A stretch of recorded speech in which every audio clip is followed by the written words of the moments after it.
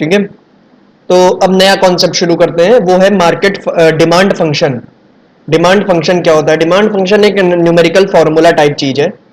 ठीक है, तो ये दोनों में ही होती है, इंडिविजुअल डिमांड के लिए भी होती है और मार्केट डिमांड के लिए भी होती है। यानी एक आपके पास इंडिविजुअल डिमांड फंक्शन होगा और एक मार्केट डिमांड फंक्शन होगा। ठीक है, हम्म, तो डिमांड फंक्शन क्या बताता है? डिमांड फंक्शन रिलेशनशिप बताता है। किसके बीच रिलेशनशिप बताता है? क्वांटिटी डिमांडेड के बीच और उसके जो फैक्टर्स होते हैं। टोटल कितने फैक्टर्स हमने पढ़े थे? 8 फैक्टर्स ना। हम्म, क्वांटिटी डिमांडेड और उसके फैक्टर्स के बीच रिलेशनशिप बताता है कौन? Demand function. तो डिमांड फंक्शन क्या है? Demand function is a function that shows the relationship between quantity demanded for a particular commodity and the factors that are influencing it. ठीक है, क्लियर है? Demand function is a function that shows the relationship between quantity demanded for a particular commodity and the factors that are influencing it. हम्म, कोई doubt इस बात में? नहीं। नहीं ना? ये चीज लिखनी हो लिख सकते हो आप, और ना लिखनी हो ना लिखो। हाँ, एक आपके सेकेंड। आपके हाँ, किताब में आपकी किताब में वैसे लिखा होगा शायद। हाँ, इसके अंदर दो होंगे, क्योंकि आपने दो डिमांड पढ़ी थी ना, इंडिविजुअल डिमांड और मार्केट डिमांड। तो एक इंडिविजुअल डिमांड का फंक्शन होगा और एक मार्केट डिमांड का फंक्शन होगा। तो सबसे पहले देखते हैं इंडिविजुअल डिमांड फंक्शन क्या है। वो जो लाइन बोली थी डिमांड फंक्शन का मीनिंग, वो लिखना है क्या? हाँ, एक बार वो ये कर दो आप, चलो डिक्टेट लिख में लो लिखने लिख लो बोलो। लिख लो। Demand function is a function,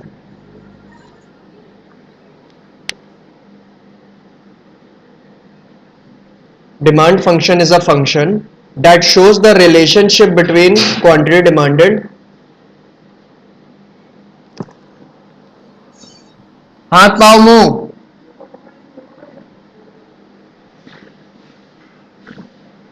relation between. that shows the relationship between quantity demanded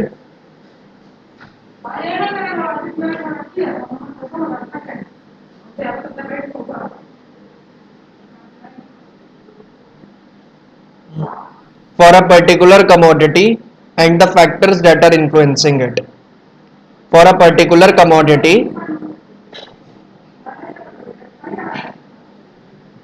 and and the factors that are influencing it.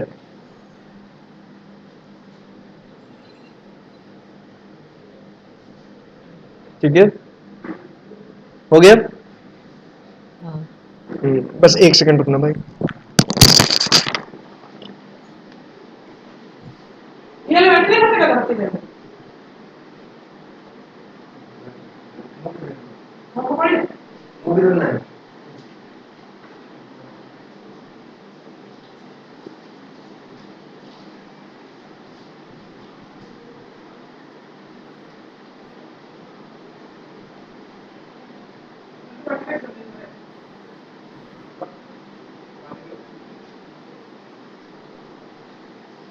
पानी लेगी पानी भरी, अब तो राजा हुए बच्चे।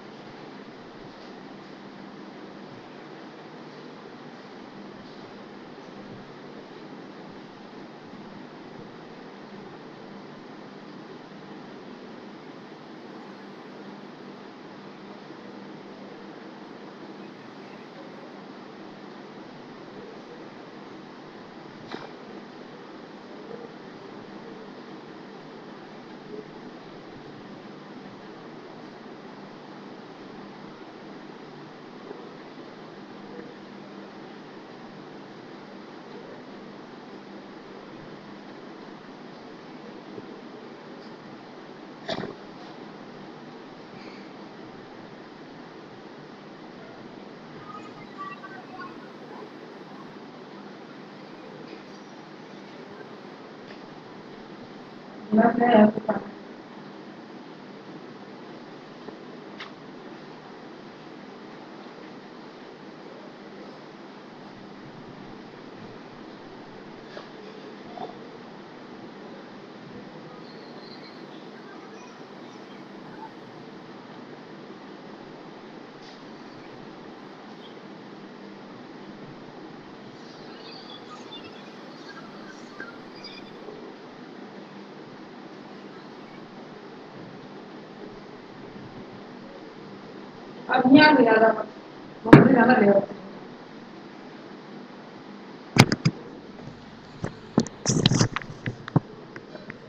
हेलो। हाँ जी भाई। हम्म, तो सबसे पहले देखते हैं इंडिविजुअल डिमांड का क्या फंक्शन होता है। तो जरा बताओगे इंडिविजुअल डिमांड क्या होती है? इंडिविजुअल डिमांड यानी कोई एक चीज की डिमांड या एक टाइप की डिमांड। हाँ, अगर हम पूरे मार्केट में से अगर एक मान लो किसी एक कंज्यूमर को उठाए ले रहे हैं और हाँ। उसके उसके उसकी डिमांड की एनालिसिस कर रहे हैं, यानी उसके प्राइस और क्वांटिटी डिमांडेड के बीच रिलेशनशिप निकाल रहे हैं, ठीक है। हम्म, डिमांड क्या होता है? प्राइस और क्वांटिटी डिमांडेड के बीच रिलेशनशिप, ठीक है। हाँ।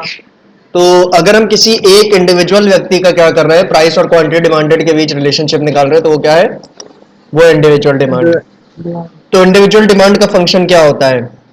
तो इंडिविजुअल डिमांड का पहले तो इसका मीनिंग लिख लो, इसका भी, कि individual demand function refers to the functional relationship between individual एक demand second. Individual demand function refers to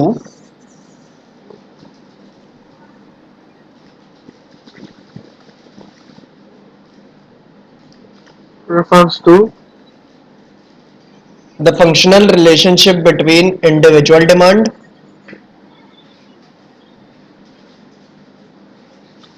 function relation functional बोला है, फंक्शनल, ये functional relation between individual demand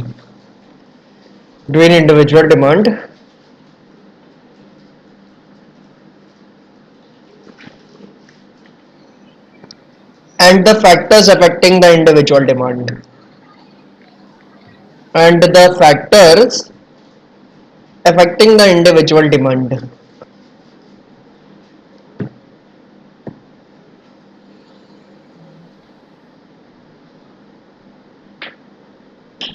ठीक है। चलो, अब ये बताओ कि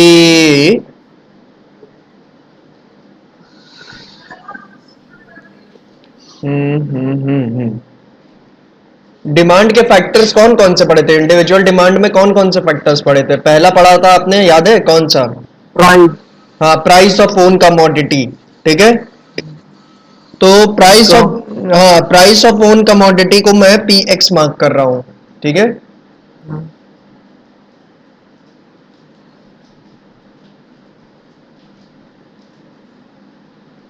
price of the given commodity, और उस कमोडिटी को ले लेते हैं कि उस कमोडिटी का नाम है एक्स, कुछ भी ले सकते हो, एक्स एम, ठीक है। बस ये याद रखना है कि जो भी ले रहे हो उसको फॉर्मूले में ऐसे ही पुट करोगे, पी एक्स। अगर एम ले रहे हो तो पी एम, ठीक है। ओ ले रहे हो तो पी ओ, और एच ले रहे हो तो पी एच, ऐसे करके, ठीक है। ये मैंने कमोडिटी का नाम लिया कि कमोडिटी का नाम है एक्स, तो इसीलिए मैंने यहाँ एक्स पुट किया है, ठीक है। पहला फैक्टर क्या था इंडिविजुअल डिमांड का? Price of the given own commodity, ठीक है। उसके बाद दूसरा फैक्टर क्या था? Income of the consumer. तो इनकम ऑफ द कंज्यूमर, जो कंज्यूमर की इनकम होती है ना, उसको इकोनॉमिक्स में वाई सिंबल से डिनोट किया जाता है। एक सिंबल ही बना हुआ है पूरा उसके लिए, क्या? वाई, ठीक है। इनकम ऑफ द कंज्यूमर,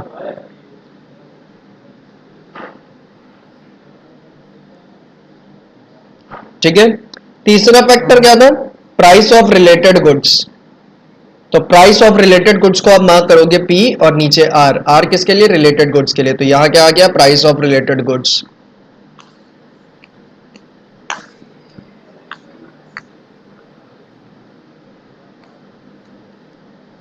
ठीक है। और टोटल अगर आपको याद हो तो टोटल 4 फैक्टर्स पड़े थे इंडिविजुअल डिमांड के लिए, और टोटल 8 फैक्टर्स पड़े थे मार्केट डिमांड के लिए। सर 8 कहां पड़े थे? मार्केट डिमांड में 4 पड़े थे। मार्केट डिमांड में तो 4 पड़े थे, लेकिन ये भी कहा था कि जो इंडिविजुअल डिमांड के फैक्टर्स है वो मार्केट डिमांड के भी ऊपर भी एप्लीकेबल है ना। हम्म, तो मार्केट डिमांड के टोटल 8 फैक्टर्स बने और इंडिविजुअल डिमांड के टोटल 4 फैक्टर्स बने। तो 3 तो हो गए आपके, price of the own commodity, income of the consumer और प्राइस ऑफ रिलेटेड गुड्स। ठीक है। आखिरी क्या था? Taste and preference of the consumers. तो कंज्यूमर्स। उसको मैंने मार्क किया टी से, taste and preference of the consumers.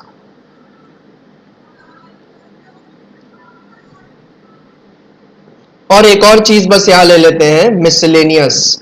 ठीक है। एम से मिसलेनियस, यानी अगर कोई और चीज अफेक्ट कर रही है तो उसके लिए मिसलेनियस। ठीक है। अगर कोई और चीज डिमांड को अफेक्ट कर रही है तो उसके लिए मिसलेनियस। ठीक है। हाँ। तो अब मेरा इंडिविजुअल डिमांड फंक्शन है क्या, वो मैं लिखता हूं डी एक्स। ठीक है। डी एक्स क्यों ले रहा हूं? क्योंकि मैंने यहां किस कमोडिटी की बात कर रहा हूं? एक्स कमोडिटी की ना। हाँ। अभी प्राइस किसका लिया मैंने? कमोडिटी एक्स का रख के लिया है, तो यहां पे इसलिए डिमांड भी एक्स की ही निकाल रहा हूं।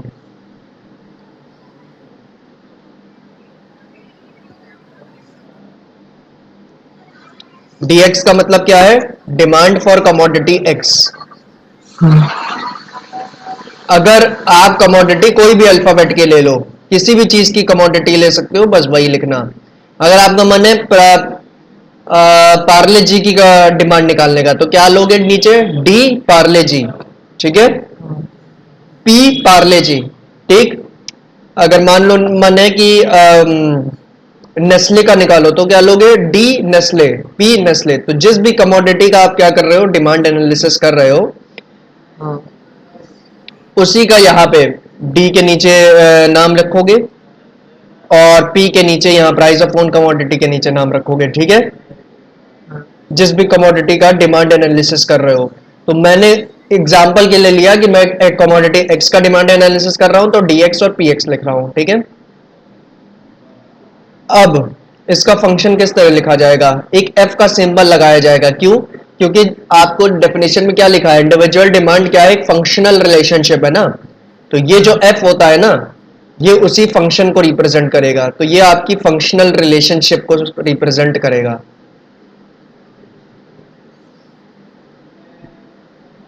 आगे एफ के बाद ब्रैकेट खोल के पी एक्स यानी price of own commodity, comma income of the consumer यानी वाई, पी आर यानी price of related goods, comma taste and preference of the consumer यानी टी, और लास्ट में मिसलेनियस यानी एम। तो ये बना आपका इंडिविजुअल डिमांड का फंक्शन। ठीक है। समझ में आ रहा है? इसमें जो हाँ। पांच हाँ। जो चारों फैक्टर्स थे उनको हमने इंक्लूड कर लिया इसमें, और साथ में क्या लिखा है? एम यानी मिसलेनियस। क्लियर है? और ब्रैकेट के पहले हमने क्या लगा दिया? एफ। एफ किस लिए लगाया? ताकि हम फंक्शनल रिलेशनशिप को स्टैब्लिश कर सके। ठीक है। चलो ये नोट डाउन कर लो।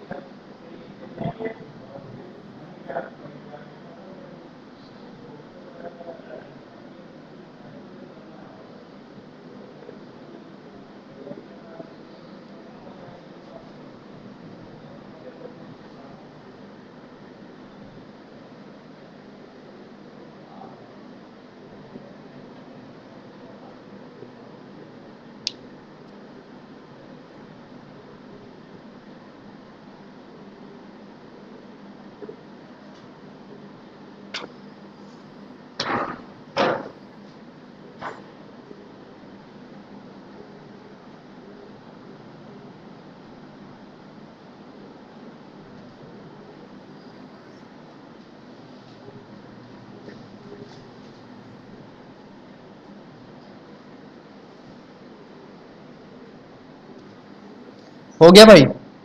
हाँ। चलो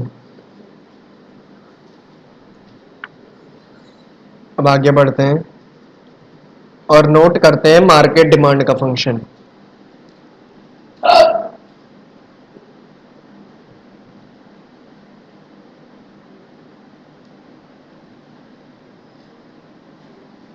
तो मार्केट डिमांड में आपने देखा था 4 फैक्टर्स बढ़ गए थे, तो वो 4 फैक्टर बस और इंक्लूड हो जाएंगे।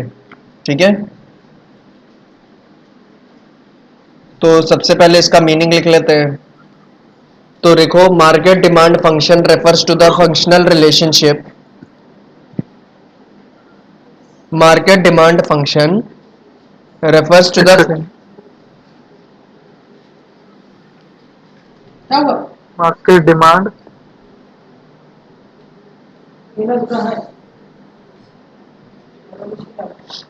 market demand function refers to the functional relationship. Market demand function refers to the functional relationship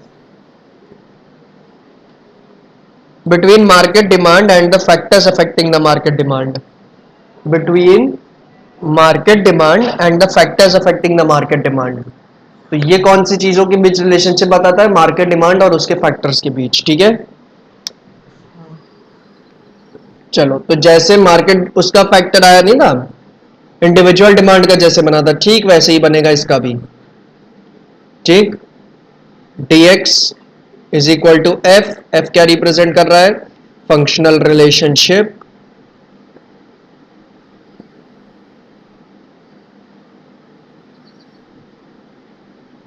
और उसके बाद ब्रैकेट में सबसे पहले वही चीज है, पी एक्स यानी प्राइस ऑफ ओन कमोडिटी, फिर इनकम ऑफ द कंज्यूमर, फिर प्राइस ऑफ रिलेटेड गुड्स, फिर टेस्ट एंड प्रेफरेंसेस और miscellaneous.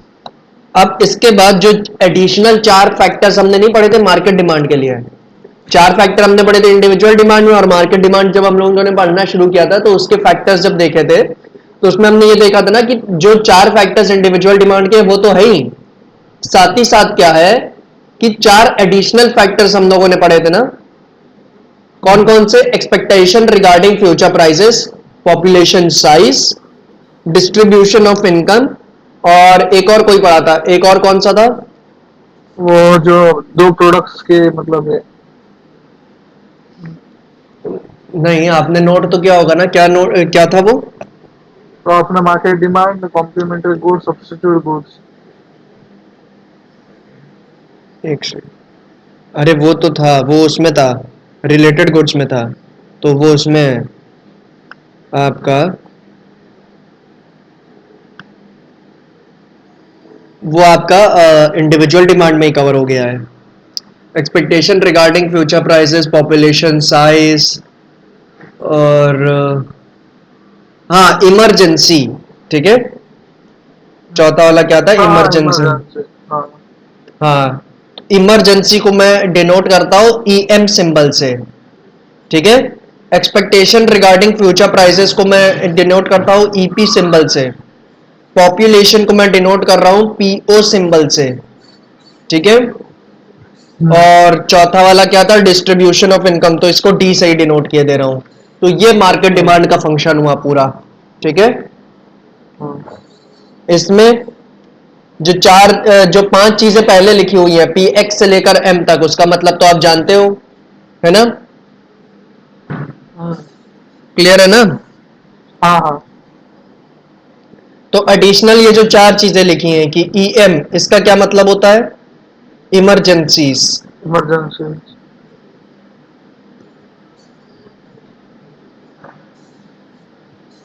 EP, expectation regarding future prices.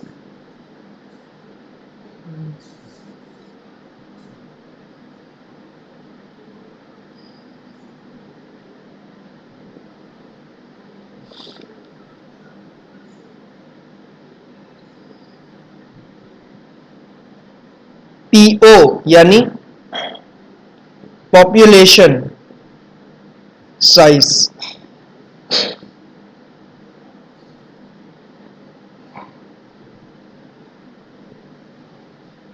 And its composition. Composition यानी महिलाएं ज्यादा हैं कि पुरुष ज्यादा हैं, ये सब बातें।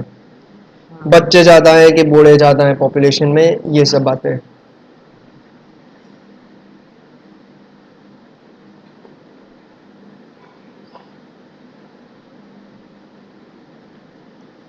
और लास्ट है डी, डिस्ट्रीब्यूशन ऑफ इनकम। तो ये रहा पूरा आपका मार्केट डिमांड फंक्शन। कोई दिक्कत? नोट करना है? हाँ वो नोट ही कर रहा हूँ अभी, एक सेकंड।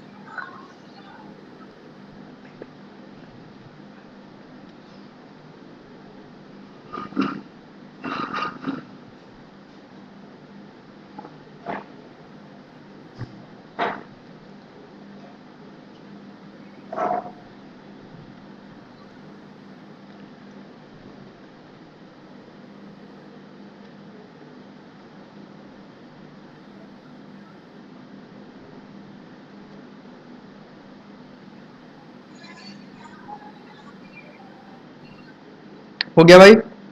हाँ हाँ। अब अगला कॉन्सेप्ट देखते हैं। अगला कॉन्सेप्ट क्या है? मूवमेंट अलोंग डिमांड कर्व, यानी चेंज इन क्वांटिटी डिमांडेड। यानी आपकी क्वांटिटी डिमांड कई बार चेंज भी होती है। अब अगले दो जो कॉन्सेप्ट देखने वाले हैं वो काफी एक दूसरे से मिलते जुलते हैं। एक क्या है? मूवमेंट अलोंग डिमांड कर्व यानी चेंज इन क्वांटिटी डिमांडेड, और दूसरा है shift of demand curve. Shift of demand curve यानी चेंज इन डिमांड। ठीक है, तो सबसे पहले हम देखते हैं मूवमेंट अलोंग डिमांड कर्व।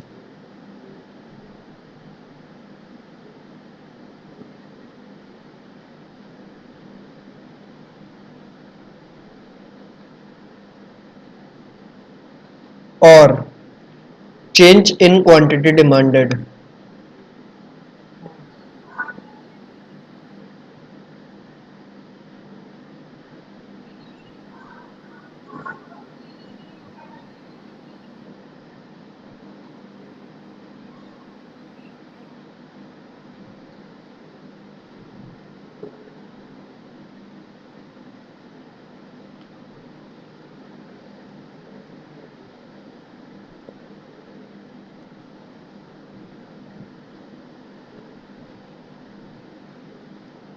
चलो, अगर बात करें कि आपकी क्वांटिटी डिमांडेड जो होती नहीं है,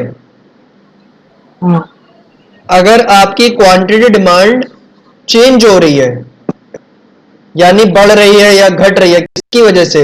प्राइस ऑफ ओन कमोडिटी की वजह से। किसकी वजह से? प्राइस ऑफ ओन कमोडिटी, यानी उसी कमोडिटी का, उसके खुद की कमोडिटी का जो प्राइस है उसी की वजह से चेंज हो रही है। ठीक है, तो इसको हम कहते हैं क्या? इसको हम कहते हैं मूवमेंट अलोंग डिमांड कर्व या चेंज इन क्वांटिटी डिमांडेड। ठीक है, इसको क्या कहा जाता है? Movement along demand curve.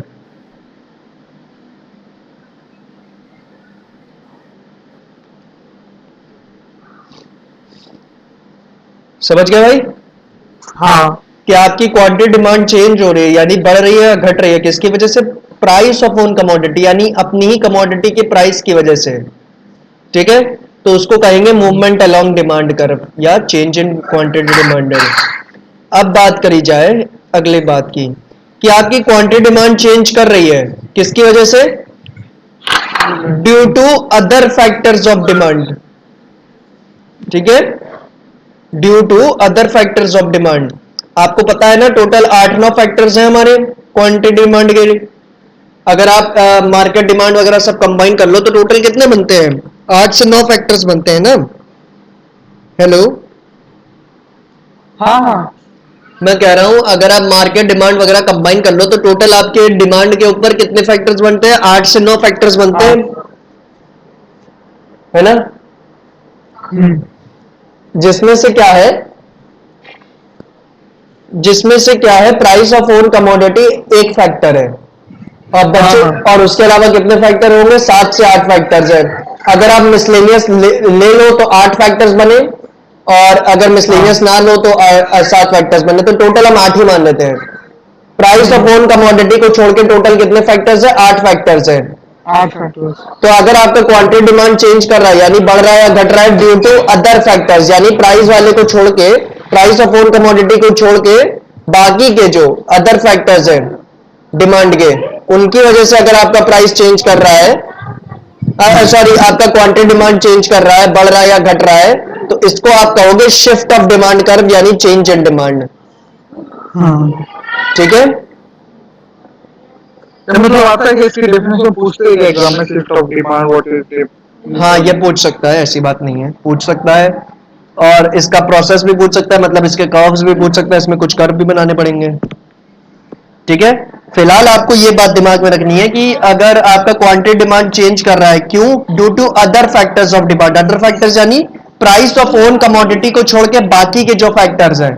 सबसे पहला फैक्टर कौन सा होता है डिमांड का? Price of own commodity. उसको छोड़ हम्म। के जो बाकी के फैक्टर्स है उसकी वजह से चेंज कर रहा है क्वांटिटी डिमांड, हम्म। बढ़ रहा है या घट रहा है, तो इसको कहेंगे शिफ्ट ऑफ डिमांड या चेंज इन हाँ डिमांड। समझिएगा भाई? हाँ हाँ। तो एक बार फिर से रिवाइज मारते हैं। अगर आपका क्वांटिटी डिमांड चेंज हो रहा है, बढ़ रहा है या घट रहा है, due to price of own commodity, ठीक है, जो सबसे पहला फैक्टर है, उसकी वजह से चेंज हम्म। कर रहा है, तो उसको कहेंगे मूवमेंट अलोंग डिमांड कर्व या चेंज इन क्वांटिटी डिमांडेड। लेकिन आपका क्वांटिटी डिमांड चेंज कर रहा है, बढ़ रहा है या घट रहा है, due to other factors of demand, price of own commodity को छोड़ के, price of own commodity hmm. को छोड़ के बाकी के जो फैक्टर्स है उसकी वजह से चेंज हो रहा है, तो इसको कहेंगे क्या?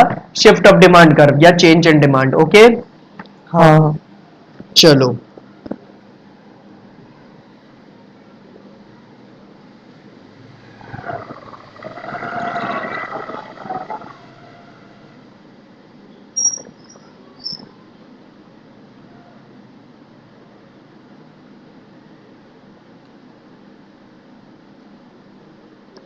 अब मैं आपको इसकी डेफिनेशन लिखवा देता हूं पहले, मूवमेंट अलोंग डिमांड कर्व की।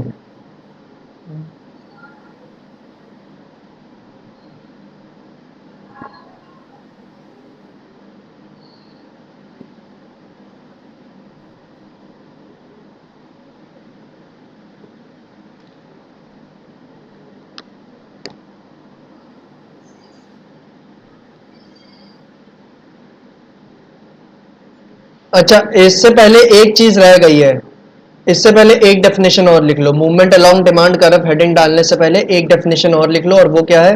लॉ ऑफ डिमांड की। डिमांड का लॉ क्या कहता है? ठीक है, ये आप समझ चुके हो, बस इसको एक बार लिख लो। ठीक है, तो डिमांड का क्या लॉ कहता है ये मैं एग्जैक्टली लिखे दे रहा हूं यहाँ। द लॉ ऑफ डिमांड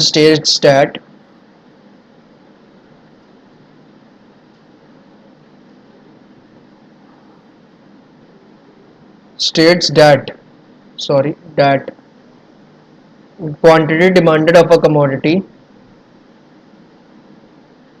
नहीं, एक second, states that other things remaining constant,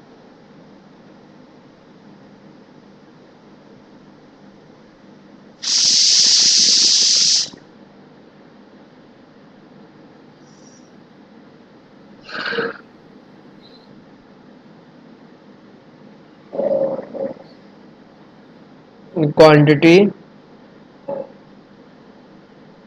demanded of a commodity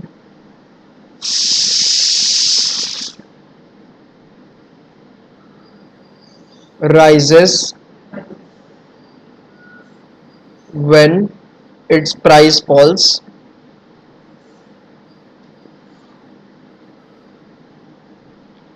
and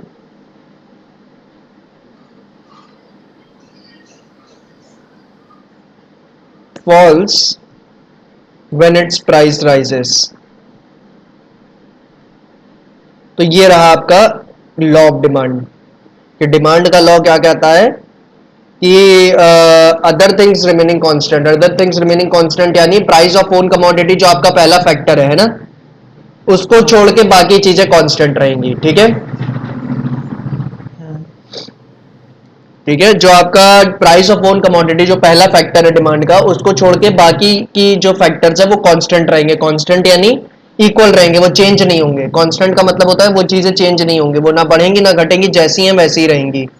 ठीक है, quantity demand of a commodity rises. Quantity demand कब हो रहा है? क्वांटिटी डिमांड राइज कर रहा है। कब राइज करेगा? When its price false.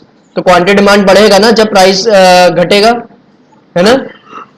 और quantity demand falls when its price rises. ठीक है, तो क्वांटिटी डिमांड फॉल करता है जब उसका प्राइस राइज करता है। तो ये तो आप बात जानते ही हो, है ना। हाँ। तो बस यही बात आपका लॉ ऑफ डिमांड कहता है। तो इसका मतलब आप जानते हो, आपको बस इसको याद रखना होगा लॉ ऑफ डिमांड को, क्योंकि पेपर में पूछा जा सकता है काफी ज्यादा। और इसको एज इट इज लिख के आना है। ठीक है, क्योंकि एक लॉ है, लॉ में आप चेंजेस नहीं कर सकते। तो एज इट इज जैसे लिखा है वैसे ही लिख के आना है। समझिएगा भाई। हाँ। चलो अब बढ़ते हैं इसके ऊपर। मूवमेंट अलोंग डिमांड कर्व की डेफिनेशन लिखते हैं। तो ये भी ठीक बात हु बहू किसकी तरह है, इसकी भी डेफिनेशन किसकी तरह है? आपका लॉ ऑफ डिमांड की तरह है। क्योंकि ये भी यहाँ पे डिमांड किसकी वजह से चेंज करती है? प्राइस ऑफ ओन कमोडिटी की वजह से चेंज करती है ना। और लॉ ऑफ डिमांड भी किसके बीच रिलेशनशिप बताता है? प्राइस ऑफ ओन कमोडिटी और quantity demanded of the commodity के बीच, है ना।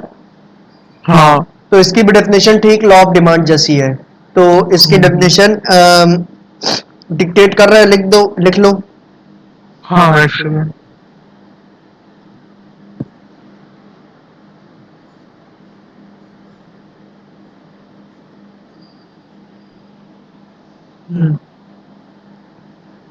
movement along demand curve states that movement along demand curve states that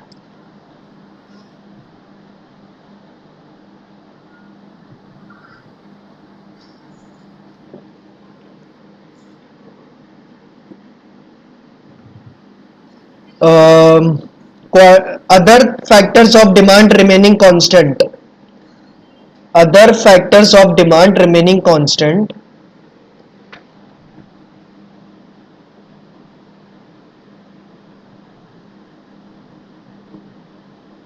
comma,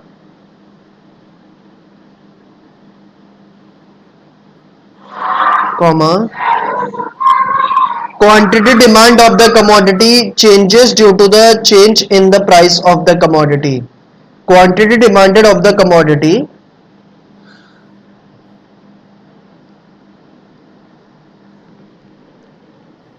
changes due to the changes in the price of the commodity. Quantity demand quantity demand of commodity Changes due to the changes in the price of the commodity. Changes due to the changes in the price of the commodity. Quantity demand यहाँ किसकी वजह से change होता है? Price of the commodity की वजह से ना। मूवमेंट अलोंग डिमांड कर में अभी हम लोगों ने देखा था, तो वही मतलब से। ठीक है, लिख लिया। हाँ। एक बार रिपीट किया दे रहे हैं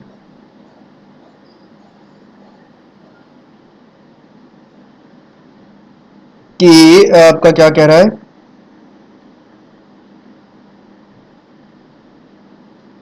Movement along demand curve states that other things other factors of demand remaining constant,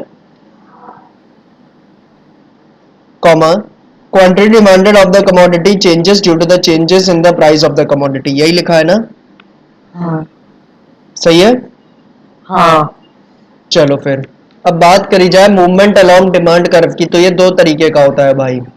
change in quantity demanded ये दो प्रकार से होते हैं, दो तरीके के। पहला तो होता क्या है? पहला होता है एक्सपेंशन ऑफ डिमांड।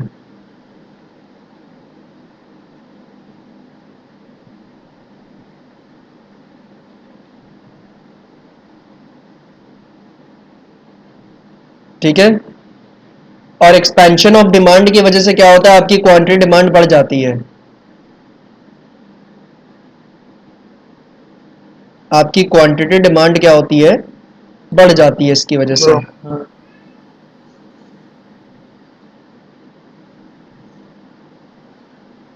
और दूसरा होता है कॉन्ट्रैक्शन ऑफ डिमांड, और इसकी वजह से क्या होता है, आपकी जो क्वांटिटी डिमांड होती है वो कम हो जाती है।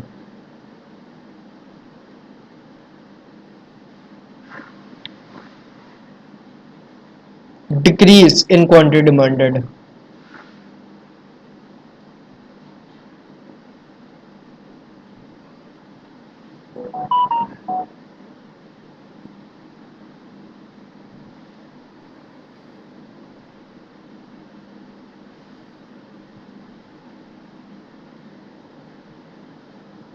ठीक है भाई। हाँ। तो बात की जाए एक्सपेंशन ऑफ डिमांड की, तो एक्सपेंशन ऑफ डिमांड का क्या मतलब है,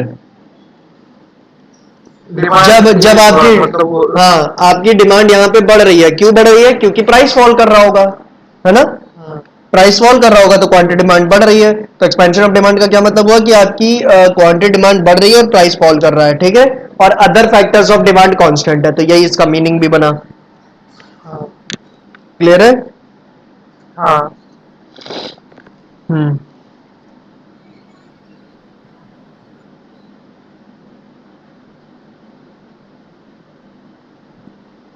तो चलो पहले इसका मतलब लिख लो एक्सपेंशन ऑफ डिमांड का।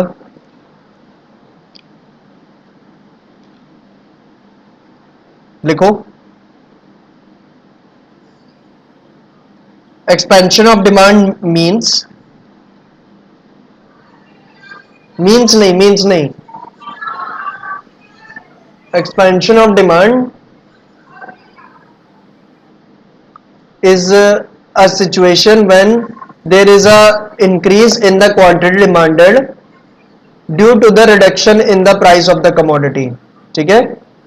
expansion of expansion of demand the situation when there is an increase in quantity demanded,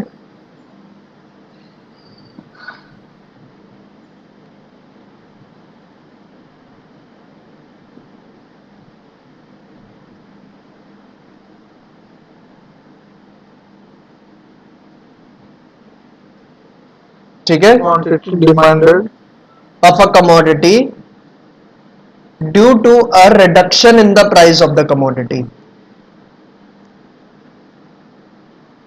of a commodity due to a reduction in the price of a commodity,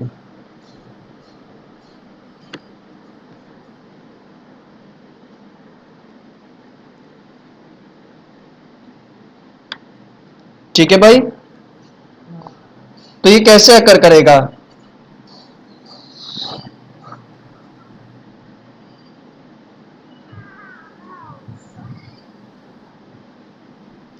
मान लो आपके goods का price था, और ये quantity demand ले लेते हैं,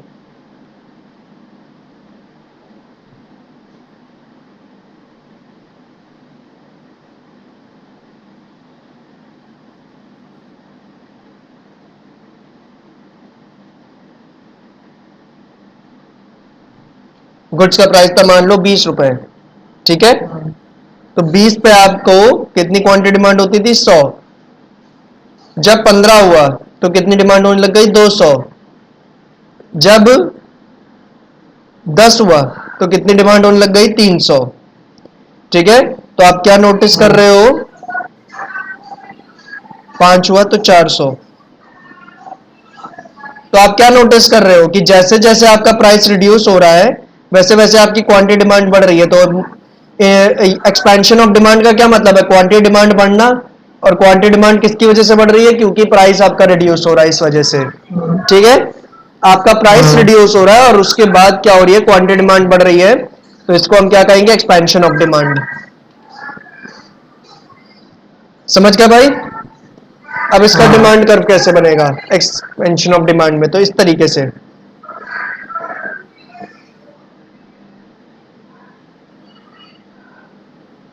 x 0 and y,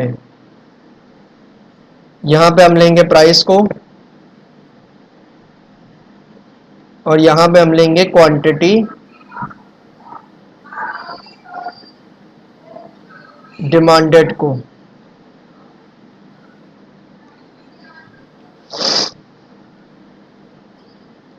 यहां पे ले लेते हैं 5, 10, 15, 20, 25, 30।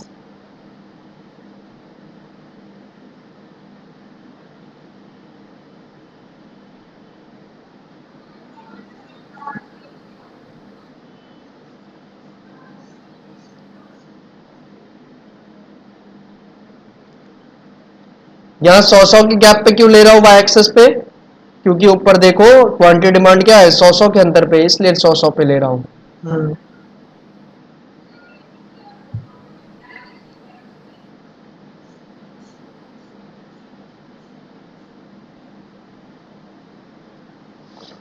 अब चलो देखते हैं 20 पे कितना है, 100। तो ये रहा 100 और ये रहा 20।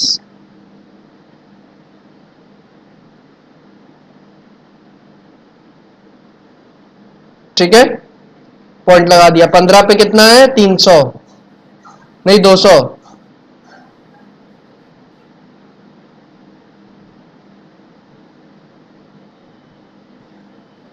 ठीक है, 10 पे कितना है, 300।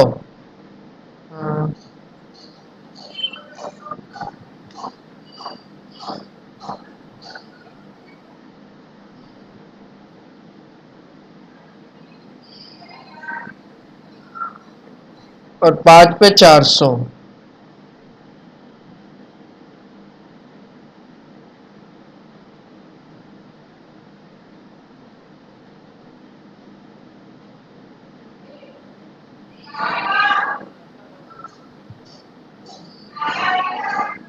ठीक है, तो ये चारों डॉट्स को हम ज्वाइन कर देंगे तो क्या बन जाएगा आपका डिमांड कर्व।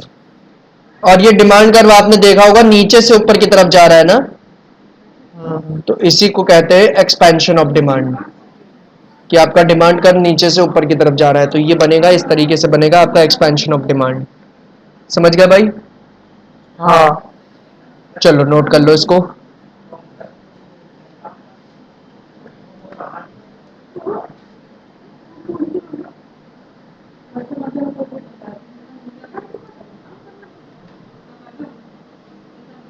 हो गया? नहीं नहीं।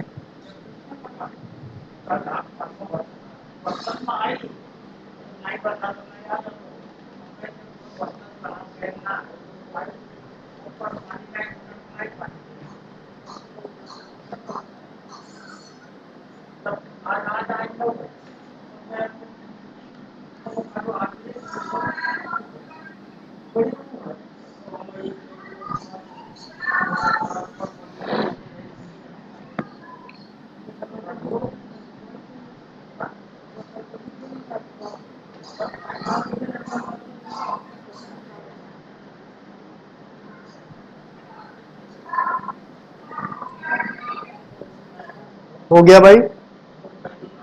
हाँ, एक सेकंड।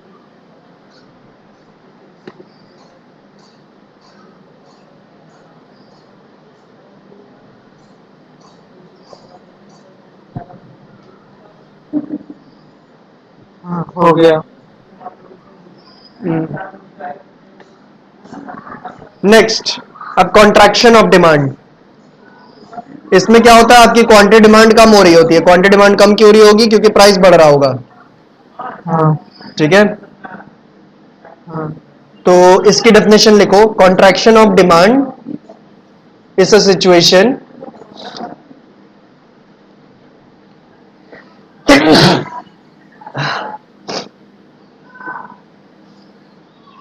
देखो, जो एक्सपेंशन वाली डेफिनेशन नहीं है, हाँ। बस उसमें इतना चेंज करना है कि इंक्रीज इन क्वांटिटी डिमांड की जगह डिक्रीज इन क्वांटिटी डिमांड कर दो, और रिडक्शन इन प्राइस की जगह इंक्रीज इन प्राइस कर दो। वही कॉपी पेस्ट करके लिखनी है। समझ गए? हाँ, एक second. Expansion expansion of demand है ना? एक्सपेंशन ऑफ डिमांड की जो डेफिनेशन लिखवाई है उसमें हाँ इंक्रीज इन डिमांड की जगह डिक्रीज इन डिमांड कर दो, और हाँ रिडक्शन इन प्राइस की जगह इंक्रीज इन प्राइस कर दो। ठीक है, तो कर लो कॉपी पेस्ट और उसके बाद डिस्कस करते हैं हाँ जो हाँ। तुमने लिखा है। ठीक है,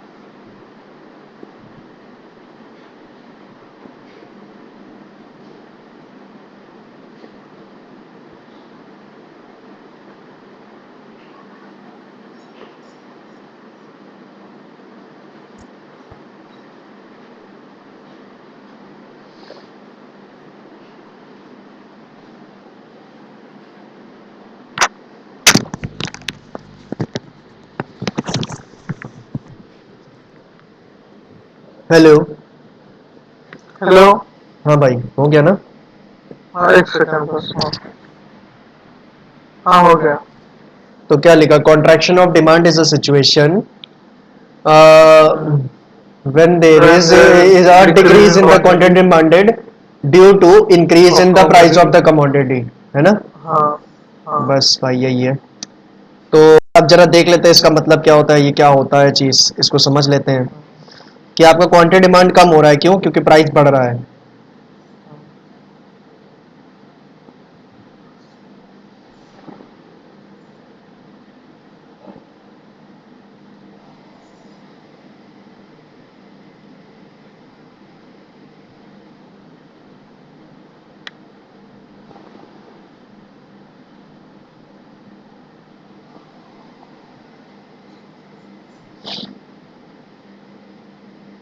तो ये लेते हैं प्राइस, और फिर लेते हैं क्वांटिटी डिमांडेड।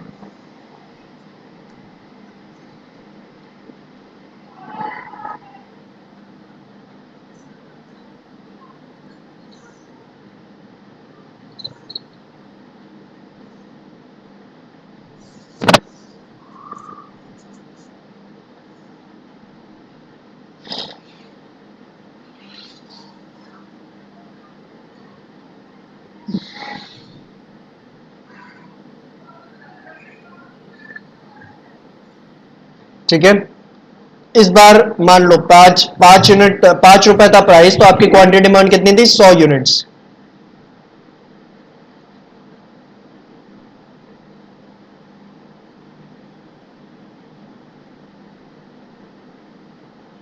ठीक है, जब आपका 5 रुपए प्राइस था तो 100 नहीं, 400 यूनिट्स। ठीक है, हम्म। जब 10 रुपए हुई तो 300, 300। 15 हुई तो 200, और 20 हुई तो 100। तो जैसे जैसे आपका प्राइस बढ़ रहा है वैसे वैसे क्वांटिटी डिमांड कम हो रही है, तो इसी को कहते हैं कॉन्ट्रैक्शन ऑफ डिमांड, कि आपकी क्वांटिटी डिमांड कम हो रही है। क्यों? क्योंकि आपका प्राइस बढ़ रहा है। अब इसी को ग्राफ पे रख लेते हैं,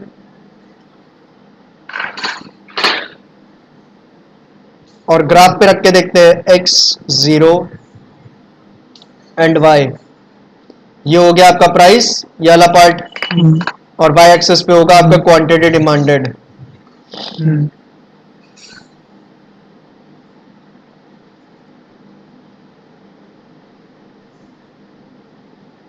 प्राइस कितना है? 5, 10, 15,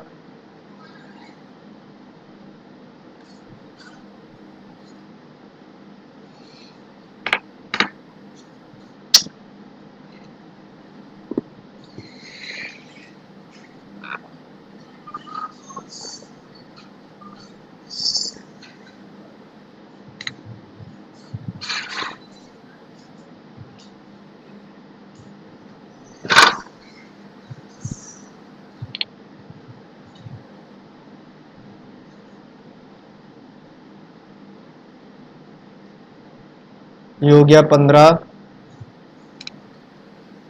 20, फिर 25, और फिर लास्ट 30। उसके बाद 100, 200, 300, 400, 500 और 600। तो 5 पे कितना है? 400। तो 400 से ये और 500 से हर, तो यहाँ पे बनेगा आपका 10 पे 300,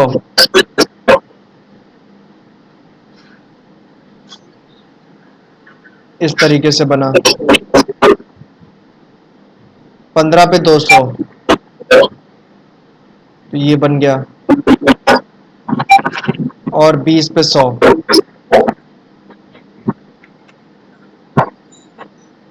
ठीक है।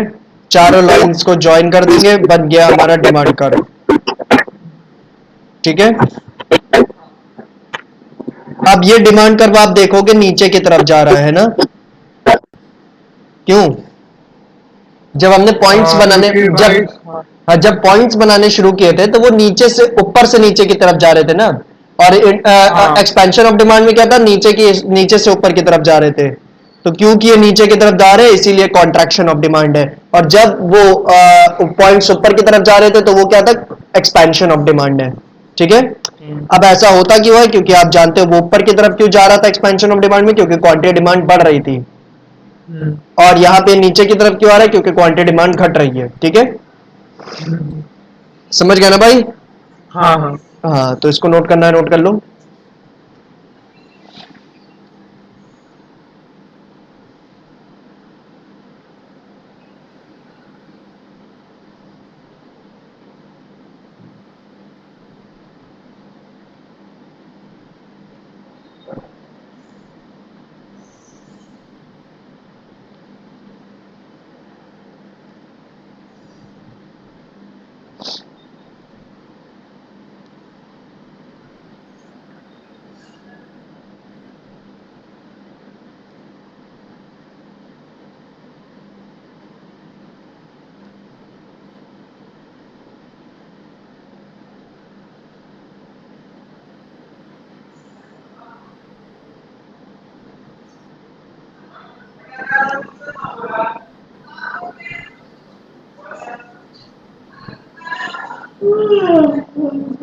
हाँ सर, कर दिया नोट।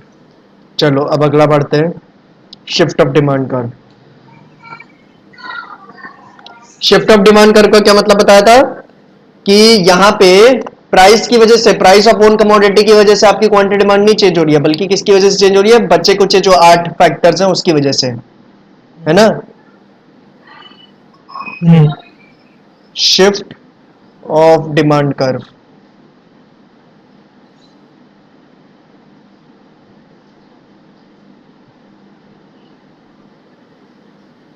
और चेंज इन डिमांड भी कहा जाता है इसको,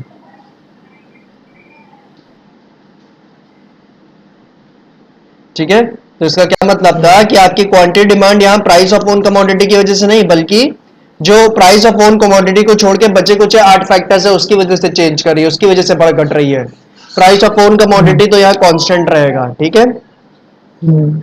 तो शिफ्ट ऑफ डिमांड कर्व का मतलब लिखो,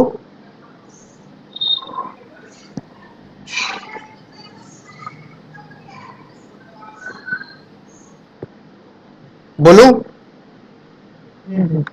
it states that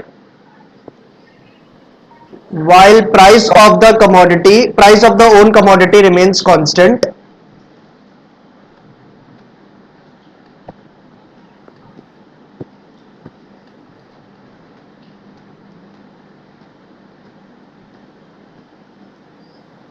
it states that while price of the own commodity remains constant, quantity demanded of a commodity changes, quantity demanded of a commodity changes। Constant के बाद comma लगा देना।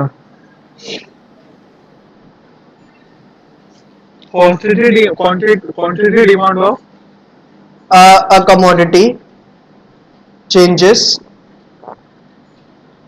commodity changes changes due to the other factors of demand.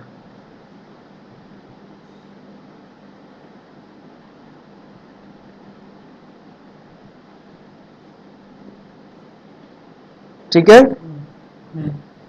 तो ये इसकी definition हुई।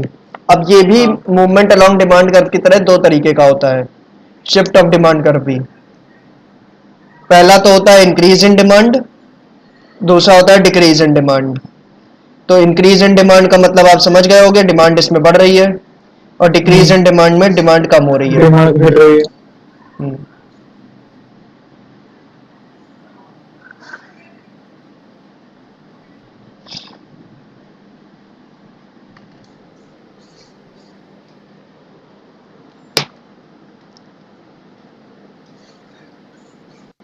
चलो पहला तो इंक्रीज इन डिमांड। अब इसका मतलब लिख लो, इंक्रीज इन डिमांड का क्या मतलब है? डिमांड की इंक्रीज होना। An increase in demand means that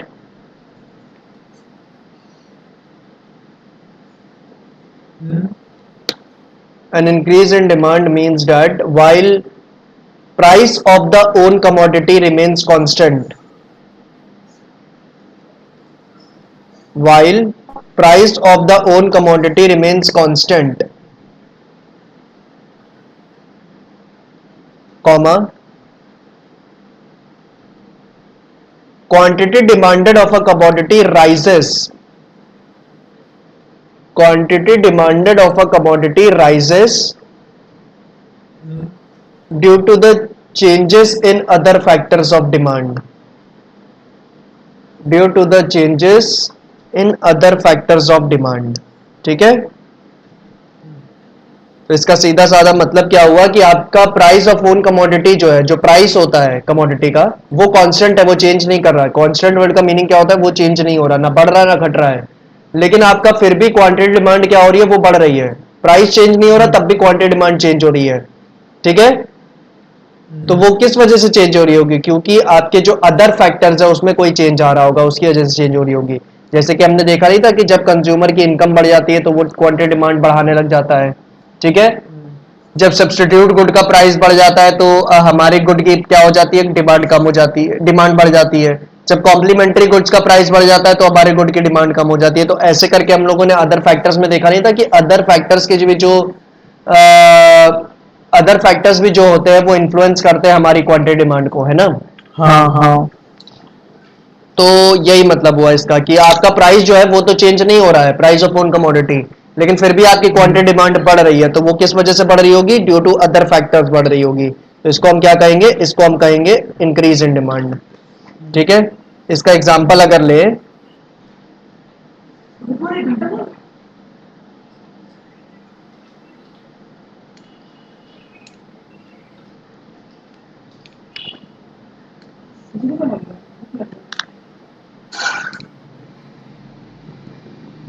तो मैं लेता हूं प्राइस रुपए में, और ले लो क्वांटिटी डिमांडेड, इसको लेते हैं यूनिट्स में।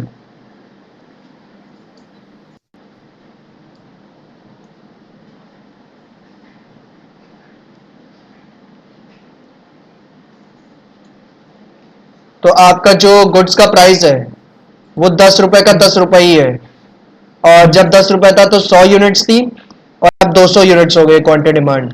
तो यानी आपका प्राइस तो चेंज हुआ नहीं, वो 10 का 10 ही है, लेकिन आपकी क्वांटिटी डिमांड तब भी बढ़ गई है, 100 से 200 हो गई है। ठीक है, तो वो क्यों हुई होगी? Due to other factors, other factors में कोई ऐसा चेंज आया होगा जिसकी वजह से आपकी क्वांटिटी डिमांड 100 से 200 यूनिट्स हो गई है। ठीक है, तो इसको कहते हैं इंक्रीज इन डिमांड। अब इसको कर्व पे अगर रिप्रेजेंट करें तो कैसे रिप्रेजेंट होगा? देखो, X, zero and Y, price, और ये क्या है? Quantity demanded.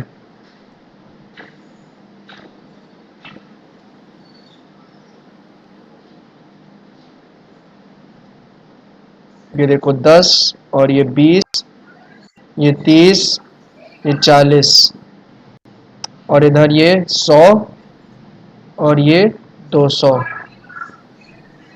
300 और ये 400। तो 10 पे कितना है? 10 पे देखो कितना बता रहा है, 100। तो 100 और ये 10।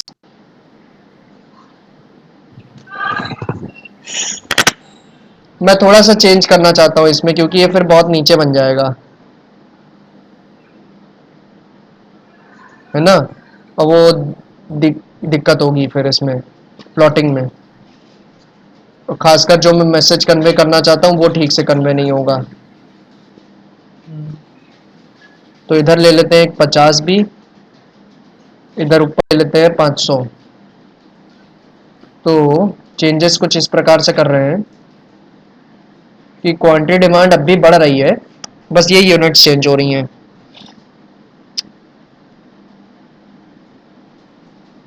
यहाँ पे 400 और यहाँ पे 500 है। तो 400 पे 10 है,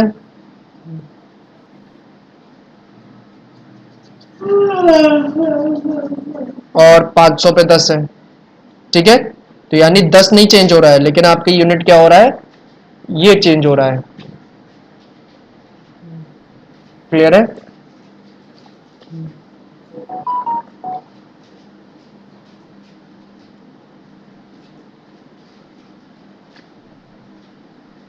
ये देखो यहाँ चेंज हो गया ना, तो यहाँ पे आ गया, ठीक है। तो अब आपके पास दो अलग अलग पॉइंट है, और ये एक अलग पॉइंट हुआ, ठीक है। ये क्योंकि एक अलग पॉइंट बन गया है, तो इस पे से एक नया डिमांड कर्व बनेगा। इसको डिफरेंट कलर से बना के दिखाते हैं। ये जो 10 पे 500 वाला है, तो ये यहां से चलेगा, और यहाँ पे खत्म होगा, तो यहाँ पे ये पॉइंट बनेगा, है ना। और आपके पहले वाले डिमांड कर्व का पॉइंट यहाँ पे था, तो यहां से जो डिमांड कर्व निकलेगा वो ये निकलेगा, ठीक है। और जो ये ग्रीन वाला नया वाला डिमांड कर्व आया 10 पे 500, जो कि आपकी क्वांटिटी डिमांड बढ़ी है, उसका डिमांड कर्व यहां बनेगा इस तरीके से। तो यहां पे इंक्रीज इन डिमांड में आपके पास दो डिमांड कर्व बनेंगे, है ना। समझ गए? इंक्रीज इन डिमांड में दो डिमांड कर्व बन रहे हैं, एक ये और एक ही ग्रीन वाला, जो आपका डिमांड इंक्रीज की वजह से बन रहा है, जो कि प्राइस चेंज नहीं हुआ तब भी इंक्रीज हो गया है, तो उसकी वजह से बन रहा है, ठीक है।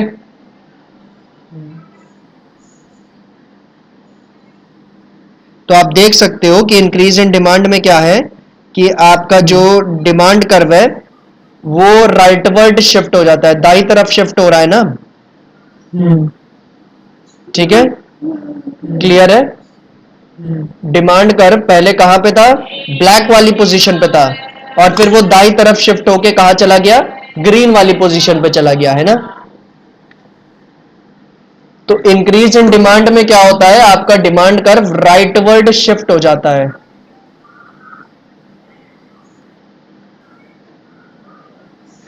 क्लियर है? समझ गए भाई? कोई दिक्कत? नहीं। नहीं ना। चलो आगे बढ़ते हैं। इसको नोट कर लेना जरा रिकॉर्डिंग में से, ठीक है। मैं आपको डिक्रीज इन डिमांड का मतलब बता रहा हूं, और इसको लिख लो, डिक्रीज इन डिमांड को। वैसे आपको पता है क्या करना है ना, कोई ज्यादा मेहनत करनी नहीं है लिखने में, बस दो वर्ड्स इंटरचेंज करने होंगे। चलो लेकिन फिर भी लिखवाते हैं। कौन से दो वर्ड्स वैसे इंटरचेंज करने होंगे? हाँ, कौन से दो वर्ड्स इंटरचेंज करने होंगे? इंक्रीज और डिक्रीज। बल्कि इसमें तो केवल एक ही चढ़ना होगा। कौन सा? Increase in demand, increase in quantity demanded की जगह डिक्रीज इन क्वांटिटी डिमांडेड कर दो, बाकी पूरा कॉपी पेस्ट कर दो। इंक्रीज इन क्वांटिटी डिमांडेड की जगह डिक्रीज इन क्वांटिटी डिमांडेड कर दो, और बाकी पूरा कॉपी पेस्ट कर दो, ठीक है। तो आपका डेफिनेशन लिख लो तब तक। हाँ, लिख लो उसको। तो आपकी डेफिनेशन क्या बनेगी? Decrease in demand means that price of the own commodity remains constant, comma, quantity demanded of a commodity decreases due to the changes in the other factors of demand. ठीक है, क्या बना? A decrease in demand means that other price of the own commodity remains constant, comma, the quantity demanded of a commodity decreases due to the changes in other factors of demand. ठीक है, हाँ हाँ तो ये कैसे होगा? हम्म, देखते हैं, प्राइस है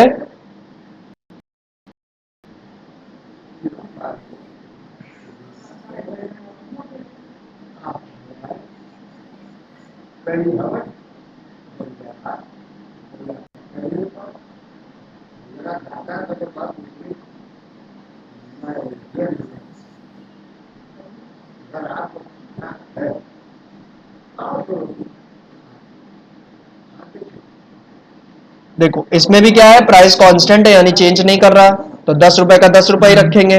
ठीक है, और हाँ क्वांटिटी डिमांड क्या हो रही है, कम हो रही है। ठीक है, तो क्वांटिटी डिमांड कम क्यों हो रही है, 500 से 400 क्यों हो रही है, क्यों? क्योंकि आपका अदर फैक्टर्स में कोई चेंज आया होगा, उसकी वजह से आपकी क्वांटिटी डिमांड कम हो रही है। ठीक है, प्राइस तो कांस्टेंट है, वो तो चेंज कर ही नहीं रहा। ठीक है, अब इसको कर्व पे देखते हैं कि डिक्रीज इन डिमांड कर्व पे कैसे आएगा। तो कर्व बनाते हैं इसका, X, zero and Y. Price 10, 20, 30, 40 और 50, 100, 200, 300, 400 और लास्ट है 500। और ये क्या हुआ, क्वांटिटी डिमांडेड। तो सबसे पहले आपकी प्राइस कितना था, 10, और क्वांटिटी डिमांड था 400। तो 400 से एक लाइन और 110 से एक लाइन, तो ये वो मीटिंग पॉइंट है। तो यहाँ पे आपका पहला नहीं, 400 नहीं, 500 था, सॉरी, यहाँ से हटाते हैं, यहाँ पे था। हेलो, हेलो हाँ, यहाँ पे पहला पॉइंट बनेगा, तो पहला डिमांड कर्व कहाँ बनेगा, यहाँ पे। तो यहाँ से ड्रॉ कर ही देते हैं। ठीक है, और फिर क्या हुआ, 10 ही प्राइस था, प्राइस आपका चेंज नहीं हुआ, 10 ही का 10 है, लेकिन क्वांटिटी डिमांड कम हो गई है, 500 से कहाँ पे आ गई है, 400 पे, तो यहाँ पे आ गई है ना। ये ग्रीन लाइट दिख रही है ना, ग्रीन वाला जो मार्क कर रहे हैं। हाँ तो दूसरा पॉइंट कहाँ बनेगा, यहाँ पे। ठीक है, क्लियर है। और फिर दूसरा डिमांड कर्व आपका यहाँ पे बनेगा। तो डिक्रीज इन डिमांड में आप देख सकते हो क्या हो रहा है, डिमांड कर्व आपका लेफ्ट वर्ड शिफ्ट हो रहा है, पीछे की तरफ शिफ्ट हो रहा है ना। समझ गए भाई? हाँ डिक्रीज इन डिमांड में क्या है कि आपका डिमांड कर्व लेफ्टवर्ड पीछे की तरफ शिफ्ट हो रहा है। ठीक है,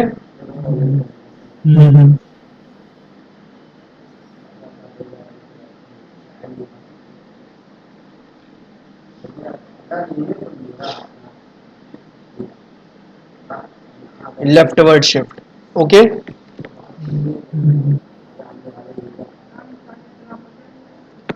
क्लियर है, समझ गए? हाँ कोई दिक्कत हो तो बताओ। नहीं नहीं समझ गया